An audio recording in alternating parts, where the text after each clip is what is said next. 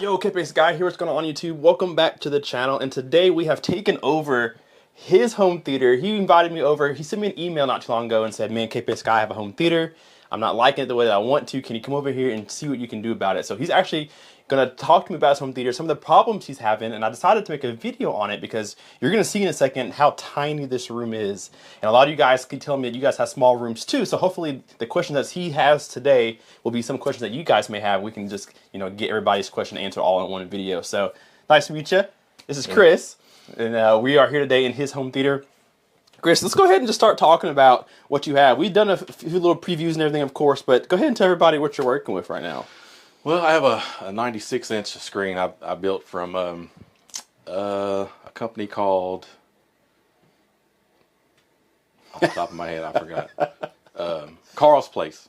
Carl's Place, yes. Yeah. So I got the screen material from them, built the screen. Nice. 96-inch. Bought the speakers, the R51s. Okay. The R51C. Yep. The R41. M's in the back, and then the three subs are the R120 SW. So tell them the story you told me about how you ended up with 3 subwoofers in the front. Yeah, so it's pretty much overkill. But I ordered one, and my receiver was a .2, so I figured, well, I might as well buy a second one. End up getting the second one, didn't work. Yeah. So like you said, Klipsch has a lot of issues with the plate amp. Plate amp didn't work. Called Amazon, said I need to return it. They're like, okay, we'll just send you a new one. Yeah. It was in the height of COVID, so they didn't want any returns sent back. So they're like, throw it in the trash. I said, okay. So I actually kept it and sent it to Klipsch, and they fixed it. So I ended up with 3. There you go. So yeah, like I said, it's pretty much overkill. Yeah. So you said you built this wall, this kind of floating mount basically on the wall here. Yeah, everything in here I pretty much built because, just to save money. Right. Like even the wine rack, I built that for my wife just so she could have her wine bottles and wine down here. Built that, built the little refrigerator enclosure. Yeah. Built the little shelf.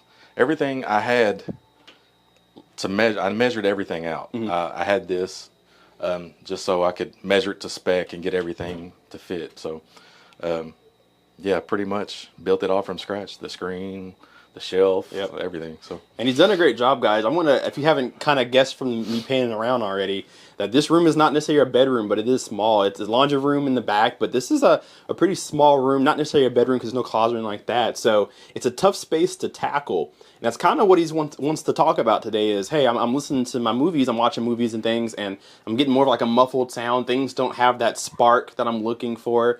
I've tried a few tricks, but I'm just not happy. What can we do? So that's what we're going to be here to do. Now, also, before we proceed, if you're not familiar with Subscriber Showcase, we are currently on Season 8. I'm going to have him do his whole full room tour on Subscriber Showcase. So if you want to see what he's done in here, which I know you're going to want to, make sure you check out the next episode of Subscriber Showcase. We're going to put him on here. But here's what he's going through right now. So as we know, we have a Klipsch reference series system in here. And we listened to a demo on Netflix, one of his more favorite ones that he's more used to.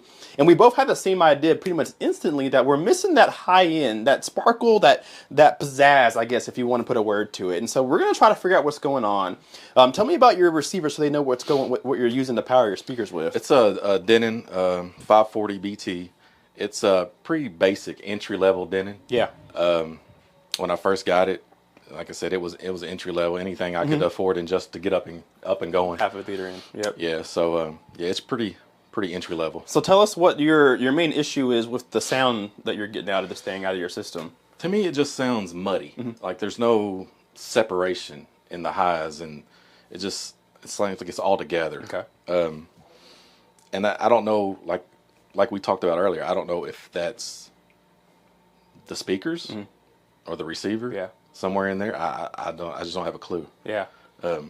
I've done the calibration, room calibration, the level matching and all that, and I don't know. I can't get it right. I hear you. Yeah. So in this particular Denon, he's using an Audyssey. This is calibration, and there's about 3 or 4, maybe even 5 nowadays of levels of calibration that Audyssey has. Audyssey has multi-EQ XT, XT32, and I think now some of their Denon and Marantz receivers now have Direct Live.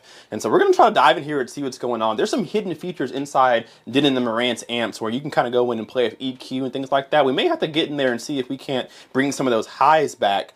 But we did a demo on Netflix, and again, like I said, we both kind of noticed the muddy sound, but because we're getting a muddy sound from the speakers, it almost makes the subwoofers feel like they're too loud, which in my opinion, they're not. They're perfect for the volume level that we were at, but we got to bring the speakers up with them. So that's what we're going to try to do today. So I'm going to start with one suggestion. We know that placement is key. If you can't put your speakers relatively close to the right spot, then you're already going to start off on the wrong foot. Now, when you're in a small room, it's hard to put the speakers where you want to be. But he's done probably the best job you're going to be able to do with this room, putting speakers where they're supposed to go. But one thing that I would do first is start by bringing everything to the edge of the surface. Now, the first reflection points, when we talk about reflection points, we mean where does the speaker's sound waves bounce off? The first place they usually bounce off are the sidewalls. They usually hit there and go wherever you want to, right? And with him, he has this slightly angled, which is fine, but we want to bring the speakers to flush to whatever they're sitting on. Stands, TV mounts, entertainment stands, or his stand in particular. And the reason why we want to do that, because now we're adding another reflection point, which is this surface here. And so these, by default, are just going wherever they want to first, and then bouncing somewhere else. And that can hinder our sound. More so the center channel, because as he probably knows, and most of you guys know, 75–80% of anything that happens in the front of the screen is coming through here. So I would probably start with pulling it forward. Now, it's not going to make a huge difference, but it is going to make a difference, period. So that's what I would do first, is start by pulling these forward. Now, I think the biggest culprit is going to be Audyssey.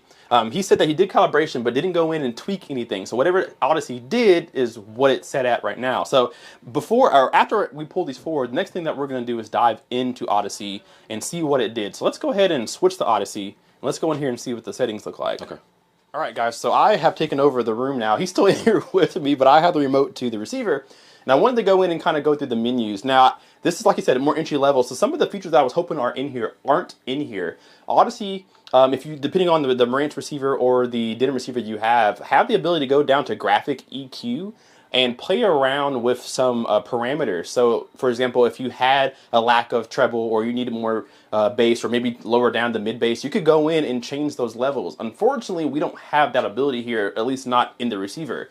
If you didn't know, Audyssey has an app that you can use that you can go ahead and do that with. I think it's $19.99. If you are serious about your sound, it may be worth looking into, but if you're not too serious about it or you like the sound you have, it's not something you have to have. So, but we went in and kind of looked around and saw what Denon did, and we have two modes here that I'm actually not familiar with, cinema and music. And music seems to let you change the center image. My guess that this kind of puts the focus in the middle, and you can kind of play with that. You can kind of move that center image right or left or so. But I don't think it's too much going to affect what we're doing for movies since we have a dedicated center. I think music means left and right, and you can kind of shift that center image left, right, or keep it in the middle. So that's not going to help us for what we're looking to do today. Audio delay is more like making sure your audio matches the lips, and so that's not going to help us either. But I did go ahead and look at your levels and look at, if I can find it again, I think we end up finding under speakers his crossovers and everything. So here is what we need. So front, center, and surround are small. And of course, it makes sense in his room because he has pretty much a full bookshelf system. But even so, you want all your speakers set to small, because unless you have 8–9 feet of speaker, you don't have a full range speaker. And it also allows you to set your crossovers if you have it set to small. So Denon went ahead and set it all to 80 hertz. And I think for the most part, this is okay, but I think this may help him get that muffled sound to be gone. And here's what I think. So these bookshelf speakers probably don't do 80 hertz very well. All, five in here, 5 speaker center channel, 2 fronts and 2 rears. I think it might help if we did not have some of these at 80 hertz. And the reason why I say that is because the higher your crossover, let's say you set it at 120, 150 or so, the more information is going to be sent to the sub. Because when you set, let's say we set our front to 120 hertz, it's saying, hey, my front speakers can't do much better than this. I need to send the rest of the information to our subs. So if I had this at 120 hertz, that means everything under 120 starts to be sent to the sub. And because we have 3 of them in a small room, that may add to our muffled sound. So what I would do is look at my lowest rating on my speakers. What is the lowest frequency it can choose? And it's not going to be much past 80, but I would probably try 60 hertz on probably everything except the surrounds. And like I said, the reason why I want to do this is because I want to take away some of the muffled sound that I'm getting. And the best thing to do is send less information to the sub because my room's so small. That's what I would personally do first. And so that's what I'm going to try and see what it sounds like. And so I'll try explaining it again.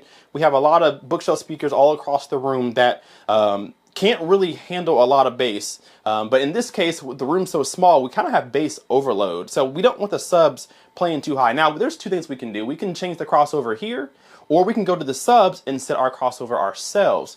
He has his subs crossover at 120 hertz, which is fine too. So we can do one of two things. We can either change our small speakers crossover, or we can come to our sub and change our subs crossover. I'm actually going to start with this first. And we're going to just go ahead and change this to, you see you have L if you don't. We're going to change this to 80 hertz, and we're going to change our crossover to our speakers. So we're going to do 100 here. And again, we don't want to overload our small speakers with too much sound. This may free up some sound here. So I'm going to have him play that same demo we did earlier off camera and see if he finds a difference. Alright guys, off camera we played with some settings, told him what I did and kind of a little bit of why. But we did it, same demo, same scene of that demo that we did off camera together. And I asked him, hey, what's the difference? And we're going to hear from him what he heard versus the first time he did that demo. Right. Yeah, it definitely changed. I think the highs are a lot more prominent now, more even. Yeah. To the bass. I'd say so. Yeah. So my question to him, I asked him off camera, are you how do you like your subs? Are you bass heavy? And he's like, yeah, I'm a bass head. And the reason why I ask everybody that I come to hang out with or set up home theaters or whatever, I always ask them, because that's super. I don't really mess with people's subs because it's hard to say how much bass is too much or too little. Some people may have their opinion and say, hey man, your subs are way overpowered, but you may say, hey man, I like the impact, this is perfect, you know what I mean? And he has 3 of them, so I mean, it's obvious that he's a bass head in my personal opinion. So a lot of you guys probably already in comments now saying, hey, you got 3, but maybe spread them out. Again, watch the subscriber showcase that I'm going to do of him, because there's not really many options for placements on stuff like this. I thought about that. I thought about keeping the 2 and then maybe trying to relocate one to the back corner. But I was thinking the same thing. I mean, the most you can do is maybe tuck it right against that back chair. But even, I don't know if that would even make much of a difference for you. Right. So, guys, if my camera dies in the middle of this video, it's blinking at me, so I'll switch to my phone probably mid-video.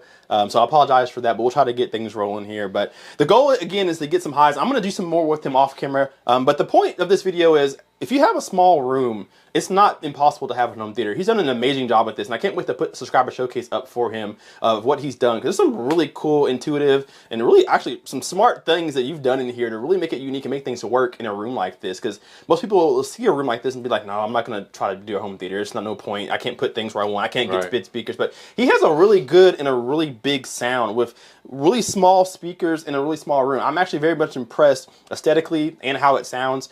Like I said, off camera, we're going to do some more things if we can. But for anybody who has a small room and you have speakers like this and you want to know what can I do to make it sound brighter, make it sound more lively, first and foremost, pull your speakers forward. If you don't have them sitting on something, pull them away from the wall anyway, because having the ports on the back on most speakers against the wall just adds boominess, adds muddiness. So pulling them forward not only helps keep the reflection point to a minimum here, but also keeps that port in the back from going against that wall and reinforcing even more bass that we don't want. Right. And like I showed you guys on video, we went in and changed the crossover. That's a big thing. We lowered the crossover of the subs because he has 3 subs and it's in a small room, so it's not going to take much to pressurize this room. And so we lowered how much bass is coming out of them. That's probably a big reason. There wasn't too much overpowering your speakers anymore. And then we lower the crossover of the speakers here just a little bit. Actually, no, I think we raised them is what I did on this one. Yes. So that we can kind of keep some of that bass. Since it's so close to the wall, we're getting some reinforcement by default. And so it's getting a little bit of help in that mid-range that it doesn't need. And so we kind of cut some of that back. We didn't completely eliminate it, but we cut it back. And of course, when you raise your crossovers, it means you can raise the volume too. I told you it was going to die, guys, but I have the backup. But I was actually ending it there. The biggest culprit, though, honestly, is going to be his receiver. I think it would help if you did the upgrade. Because there's a lack of features that even the new entry-level receivers now have that I think he could really benefit from. One being graphic EQ. We could have gone in there and just bumped up the treble a little bit, and by default that would have been just a big help. But we could also mess with bass management, kind of lower some of the frequencies that we don't want reinforced. And so there's a lot of help there. But guys, this is probably the best that he's gonna be able to do in this room with what he has. But sometimes after you tried everything, that's when you upgrade. Once you've tried everything you can do, you worked with placement, you worked with the settings that you have, and you're still not satisfied, that's when it's time to upgrade. So it may be time to go ahead and jump. If you like Denon overall, they do have some, as you probably know, new receivers, Marantz new receivers. If you like that sound overall, I think you would really like the new stuff. I would probably, if you aren't sold on Denon, I would look at Marantz too, because it's familiar territory, same Audyssey and everything. But Marantz tends to have more of that brighter, lighter, not as bass heavy sound in the speakers, I think that would help too. And then if you want to, you could upgrade speaker. I don't think it's necessary. I think if you upgrade speakers, it's probably still going to be about this size anyway. Right. So I think your speakers are fine. Try the receiver. Now, before I end, I do want to mention this. He did say something about, should I go and get separate? Should I get a receiver and then power it with some amplifiers? And this is always a conversation that will always be a battle. But here's my personal opinion. He said, is it worth it in a room like this? And I told him I didn't buy an amplifier for more bass or more sound or to change the tone of my speakers, because most amplifiers, when you buy one, they don't actually really change the characteristics of the sound too much. It's more about that headroom. And with him, he likes it loud. We listen loud. He likes the subs to be blaring. So when it comes to those volumes that you usually listen, that's when you want an amplifier, because once you start turning that receiver up and its power starts to drop, that's when you stop hearing detailed highs and you stop hearing, tactile bass, things like that. And then that's when that extra power comes into play. And so if you have that problem too, if you feel like you're missing bass or you're missing high end or detail or stereo imaging, if you're a music lover, maybe an amplifier is good for that. If you like it loud, I just recommend getting a receiver or getting an amplifier in general, just because you want to protect the amps that are inside your receiver. So you may benefit from another receiver. See if you can find one that has maybe fret left and right channel out for amplifier. I think that'd be good. I would try to find one that at least does front, center, and right, so all of them can be powered together. But surround sound speakers, they're pretty close to you. It's surprising that you're having trouble hearing them when they're not too far away from you. So I would honestly probably just go in and just bump it up a little bit more. It doesn't hurt to go into the positive as long as you're not too high. I wouldn't go past +4 or 5 or 6, because once you start hitting high volumes in your receiver, you start running out of gas. But I'm going to end it there, guys. Again, go to Subscriber Showcase coming up very soon. We're going to put him in there because there's some cool stuff that I'm keeping secret from you guys on purpose to make you go watch the Subscriber Showcase. Anything you want to say at all before we head out? I just appreciate the advice. Absolutely. We're going to go and do one more short little video of him doing a Subscriber Showcase. Stay tuned for that. Guys, thank you so much for watching. Be sure to leave some comments down below. Tell me what you think about his system. Any advice that I didn't say, let me know. Let him know. I'm sure he'll be in the comment section. And of course, the Subscriber Showcase will more so venture into the room so you guys can really give him some critique. So thank you so much for letting me come in here and bombard the place. His wife has some good food, so I'm probably going to steal a plate before I get out of here. But guys, I'll see you guys in a little bit in the next video. Be safe, subscribe, and we'll see you in the next video. Peace. You can say I lost my mind, I will keep on holding my head high, even if the sky is falling down.